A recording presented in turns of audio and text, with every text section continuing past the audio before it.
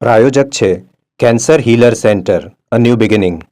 જિલ્લા વિભાજન મુદ્દે મળેલી અરજી પર પ્રાંત અધિકારી નિવેદન આપ્યું. કહ્યું કે અરજીઓ હાલ વિચારણા હેઠળ રાખવામાં આવી છે. અરજીઓનું વર્ગીકરણ કરવાનું કામ શરૂ કરવામાં આવ્યું.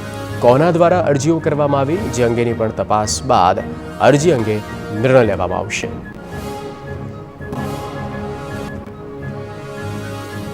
જૂનાગઢમાં ભાજપના ઉમેદવારનું ફોર્મ રદ કરવાની કોંગ્રેસની માંગ.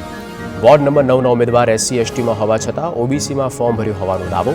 ભાજપનો ઉમેદવાર આકાશ કટારાએ એટ્રોસિટીના કેસમાં SC/STનો દાખલો રજૂ કર્યાનો આક્ષેપ. ચૂંટણી પંચે રજૂઆતને ગ્રાહ્ય ન રાખતા હાઈકોર્ટ સુધી લડી લેવાની ચીમકી અપાઈ.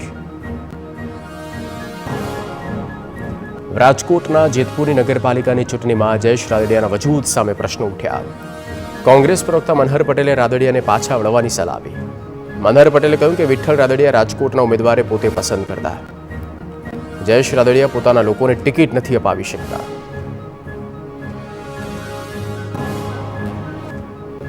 માણસા પાલિકાની ચૂંટણીમાં કોંગ્રેસના ભાજપ પર આરોપ. કોંગ્રેસ નેતાઓને ભાજપ ધમકાવતું અને પ્રલોભન આપતા હોવાના આરોપ લાગ્યા. ભાજપ રૂપિયા આપીને ફોર્મ પાછું ખેંચવાની ઓફર કર્યાનો પણ આરોપ.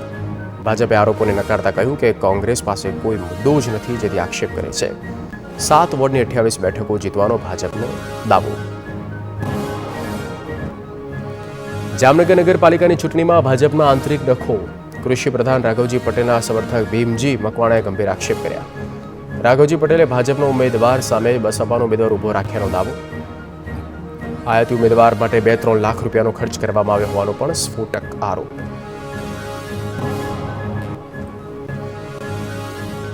બોટાદમાં સ્થાનિક સ્વરાજ્યની ચૂંટણીના ફોર્મની ચકાસણી પૂર્ણ. ભાજપ અને કોંગ્રેસના ઉમેદવારોના ફોર્મ માને રખાયા.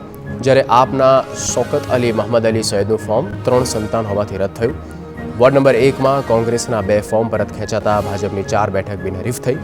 ગઢડા નગરપાલિકામાં હવે 28 બેઠકો માટે જામશે જંગ. જૂનાગઢ મહાનગરપાલિકામાં ભાજપની સ્થિતિ મજબૂત. ચૂંટણીમાં કોંગ્રેસના કેટલાક ઉમેદવારોએ ભાજપને સમર્થન આપ્યું. વોર્ડ નંબર 3, 12 અને 14માં કોંગ્રેસના ઉમેદવારનો ટેકો. 60માંથી 8 બેઠકો ચૂંટણી પહેલા જ થઈ બિનહરીફ. દાહોદમાં પીપલોદ તાલુકા બેઠક પર ભાજપ બિનહરીફ. પીપલોદ તાલુકા બેઠક માટે ભરાયા હતા 3 ફોર્મ. ભાજપ કોંગ્રેસના ઉમેદવારો સહિત એક ડમી ફોર્મ ભરાયું. કોંગ્રેસ ઉમેદવારનું મેન્ડેટ નહીં આવતા ફોર્મ રદ. ભાજપનો ઉમેદવાર વિજય વણકર બિનહરીફ વિજેતા.